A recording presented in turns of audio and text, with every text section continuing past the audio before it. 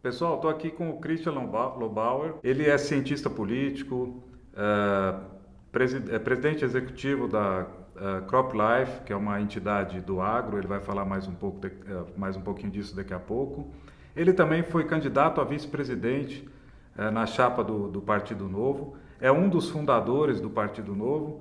Então, uma pessoa com uma mente brilhante, um cara super aberto, muito simpático, muito agradável, já conquistou todo mundo aqui em Goiânia. E eu queria fazer algumas perguntas, Christian. O Estado para você, seja a Prefeitura, o Governo do Estado, o Governo Federal, qual que é a função dele? Como que ele pode ajudar ou não atrapalhar? Como que você pensa o Estado e o cidadão? Bom, Zé, primeiro prazer estar aqui com você, satisfação em passar aqui em Goiânia, em Goiás, encontrar tantos amigos e encontrar você. Por uma prosa tão variada aqui. Começando por essa pergunta mais interessante que daria um curso, daria uma conversa de Verdade. 10 horas, né? A função do Estado, né?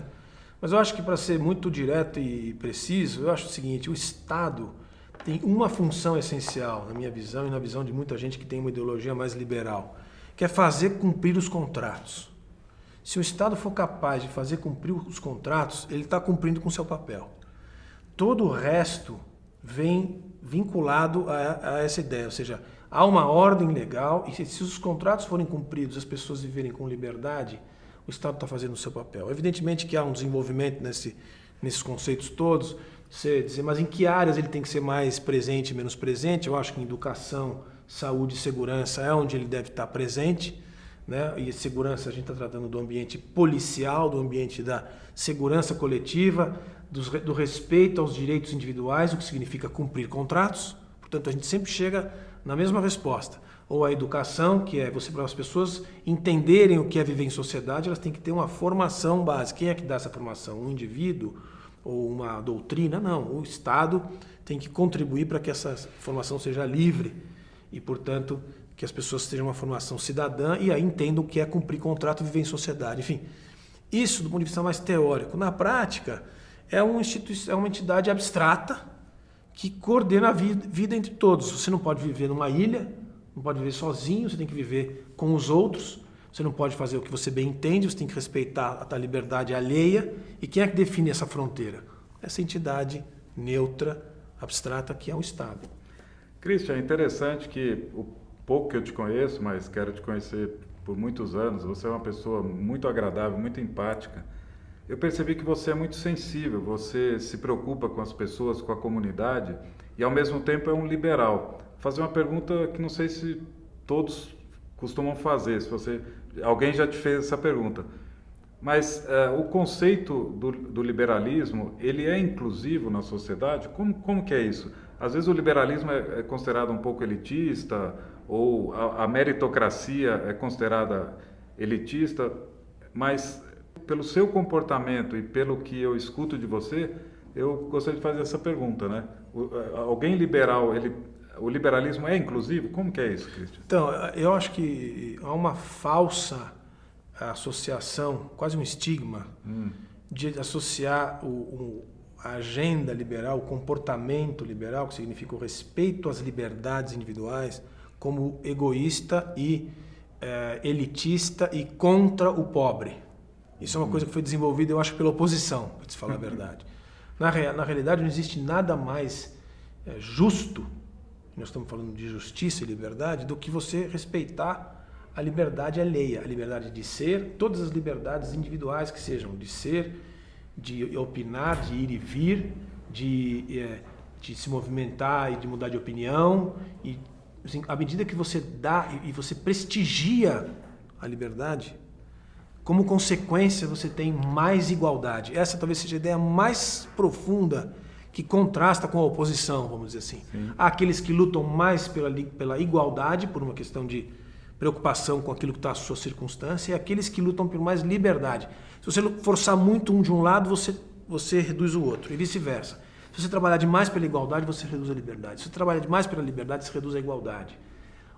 Nós, aqueles que têm uma visão mais liberal da vida, da economia e da vida em sociedade, acreditamos que quanto mais livre as pessoas forem, menor será a desigualdade, porque igualdade nunca vai existir. Então, a gente tem que pregar um pouco isso, essas ideias assim. Elas parecem um pouco abstratas, mas elas não são. Quanto mais livre, eu vou repetir, as pessoas forem para fazer o que bem entenderem, menos desigualdade vai haver. E aí, então, portanto, a gente responde a sua pergunta. Ela é elitista, ela é, como você colocou, desagregadora? Ela não, pelo contrário.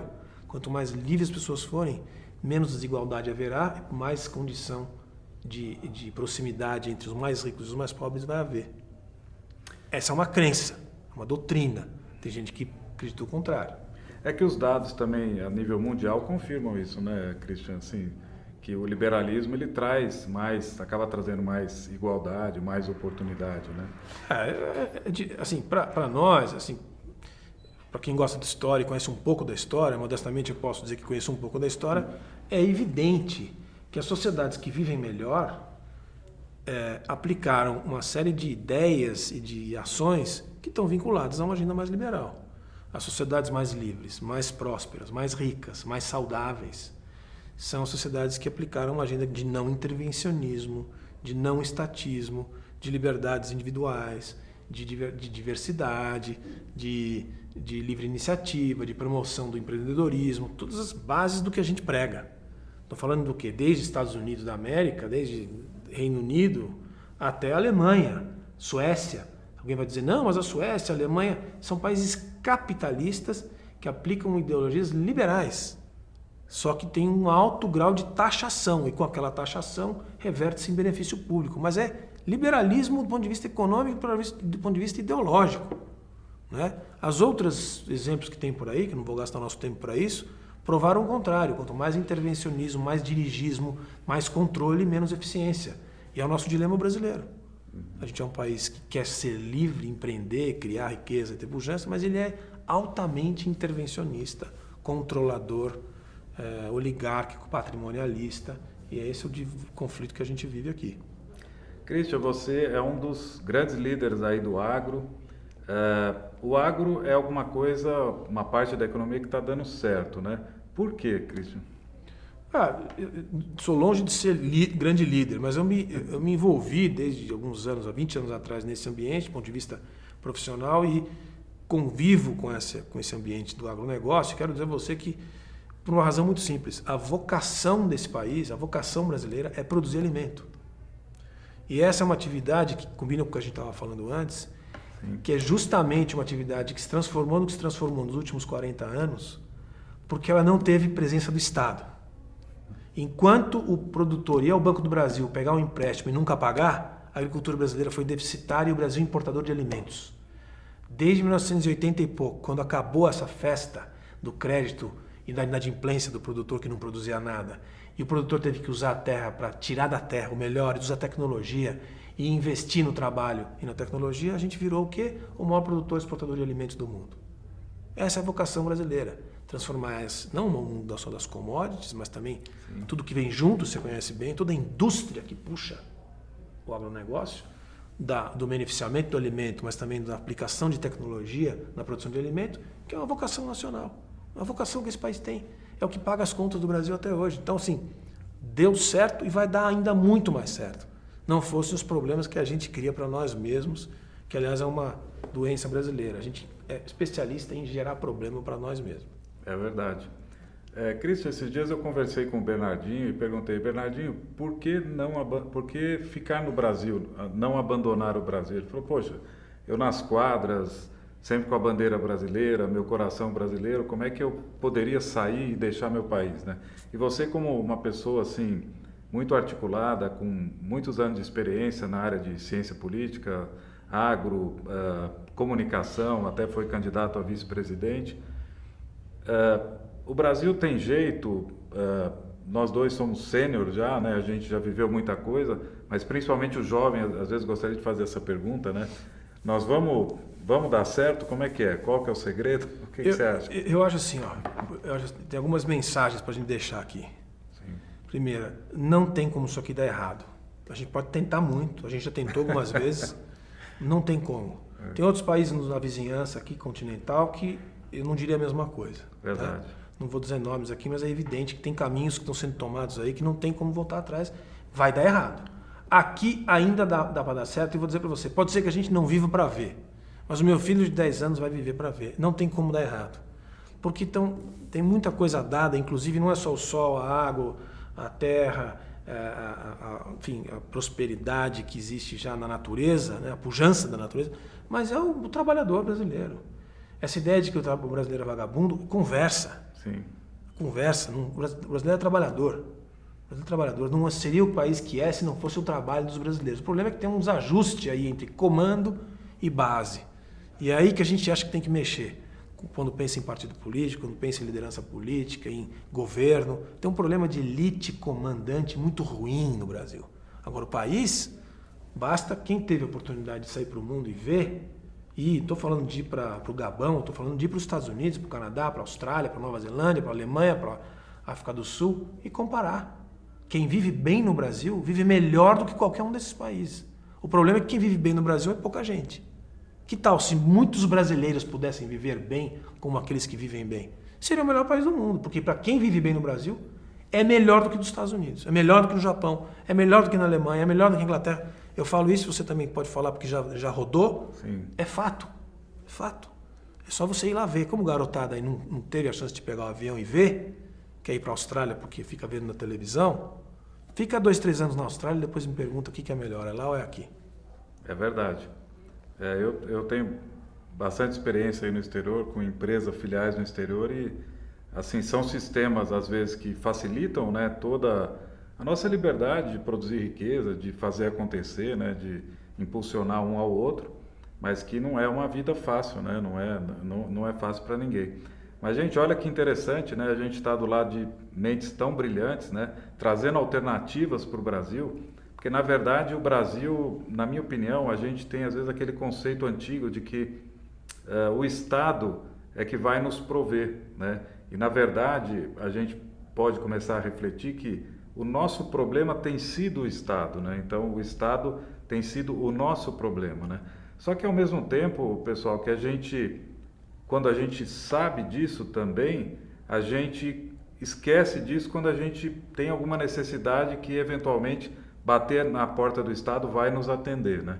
Então eu acho que esse senso de liberdade, de que a gente pode ter um Estado um pouco mais enxuto, mais simples, que concentre naquilo que você falou, né? De educação, segurança, né, são princípios, né, básicos, saúde, né? Agora, com essa crise do Covid, a gente viu a importância, né, de ter uma estrutura de saúde, mas a liberdade, né, e a simplificação do Estado pode trazer muitas melhorias, né? Talvez não, Christian, no curto prazo, né? Às vezes no curto prazo pode ter alguma adaptação, inclusive essa questão também de taxas de importação. A gente quer exportar, mas também não aceita que a gente importe, né, produtos para ter uma competição dentro do nosso mercado. Mas é uma salada de ideias aí, uma salada de oportunidades que a gente vai estar debatendo e que o Christian já deu assim, algumas dicas muito interessantes. Então, se você quiser finalizar e dar assim, comentar alguma coisa também dessa dúvida. Eu mesmo tenho muitas dúvidas, sabe, Christian? A gente viveu tantos anos em cima de um Estado tão interventor que a gente nunca teve o exemplo dentro de casa, né, de alguma coisa melhor nesse sentido. E fora de casa é difícil avaliar, né, outros países, porque tem outra cultura. Como que você resumiria tudo isso e finalizaria essa proposta? Eu acho que tem 3 coisas interessantes para tirar dessa sua avaliação. A primeira é a seguinte: o Brasil é um país que foi formado dentro de uma ideologia onde o Estado sempre foi o tutelador, o controlador e o orientador do nosso destino como povo e como população. Então, é o varguismo, né, que marcou essa ideologia, que está presente até hoje na orientação de boa parte da vida pública. As ideias liberais, que não significa o fim do Estado. Tem muita gente boba que fica falando, esse pessoal aí prega o fim do Estado, Estado mínimo. A gente nunca falou isso. Nós estamos falando o seguinte: ninguém pode pregar o fim do Estado, não faz nenhum sentido. O que se prega é um Estado eficiente e do tamanho que ele tem que ter, que está muito longe do que a gente tem aqui. Evidentemente, não existe vida sem Estado, não existe Estado anárquico, ambiente anárquico. Isso aí é para um monte de maluco que tem por aí. A gente prega um Brasil com um Estado, se for grande, que seja eficiente, que caiba no caixa. E hoje não cabe. Está longe disso. E a ineficiência é abissal. Então, é disso que a gente está falando. Depois, essa herança varguista está acabando. As ideias de liberdade econômica e de empreendedorismo estão nas classes baixas hoje. Pela primeira vez na história do Brasil, isso já é identificável em pesquisa. Você vai na favela, nos cinturões de São Paulo e pergunta: qual é o problema para você enriquecer? Ele fala: meu problema para enriquecer é a burocracia de Estado. Ele sabe que ele tem lá uma barraca de cachorro-quente, se ele quiser ter duas, ele tem que enfrentar tantos problemas que ele acaba não abrindo, ele entra na ilegalidade. Porque ele tem que ter uma autorização da Anvisa, outra do IBAMA, o fiscal da prefeitura, o fiscal do Estado, etc, etc, etc, ele não vai fazer. Ele já percebeu que o problema é essa burocracia, é essa presença infame que o impede de crescer e de enriquecer. Então isso já chegou. Só que aí o ponto final é o seguinte: quando é que isso vai chegar na realidade? Não sei, porque tem que passar talvez uma geração para que isso comece a acontecer, para que o Estado entre em falência, como já entrou, e agora com a pandemia é fato, o Brasil vai dever 100% do PIB em dívida pública. Para um país em desenvolvimento é um desastre. Nenhum país em desenvolvimento deve 100% do PIB, e o Brasil vai chegar nesse ponto. Então, quebrou. Então, o próximo passo é: quebrado, o que faremos? Desregulamentemos, flexibilizemos, liberalizemos, para que as pessoas, os indivíduos e as pequenas empresas possam respirar, ter oxigênio para criar riqueza, e a gente entre nesse círculo virtuoso que é o crescimento num ambiente mais liberal e menos intervencionista, menos varguista, menos tutelador, menos doutrinador, que é o que a gente conhece desde 1822. E para terminar, Christian, que legal, né? Tantas ideias boas e assim e que podem na prática, né, serem implantadas, né, implementadas. Eu roubei do Van Hatten aquela frase dele, né? Nós não queremos viver em outro país, queremos viver em outro Brasil. E eu coloquei: queremos viver em outro Goiás, né? Não só em outro Brasil, né? Boa. Goiás também vai dar certo, né, Christian? Você estadualizou a frase e pode até municipalizar, se quiser. Sim. E é até bom, porque você descentraliza o poder, né? Não tem uma outra que diz menos Brasília, mais Brasil? Sim, é a mesma coisa. Deixa o poder na mão das cidades, né? É a tal da reforma administrativa, uma questão constitucional. Não é simples, mas é isso que tem que ser feito. Deixa o poder na mão e os recursos na mão de quem produz, que são as cidades, de quem cria riqueza. Tira essa centralidade de Brasília e aí nós vamos viver num outro Brasil. É isso aí. Beleza. Obrigado, Christian, aí pela visita, pelo bate-papo, pelas ideias brilhantes, e estamos juntos aí nessa caminhada, né? Tamo junto. Vamos em frente aí. Parabéns aí e prazer estar com você.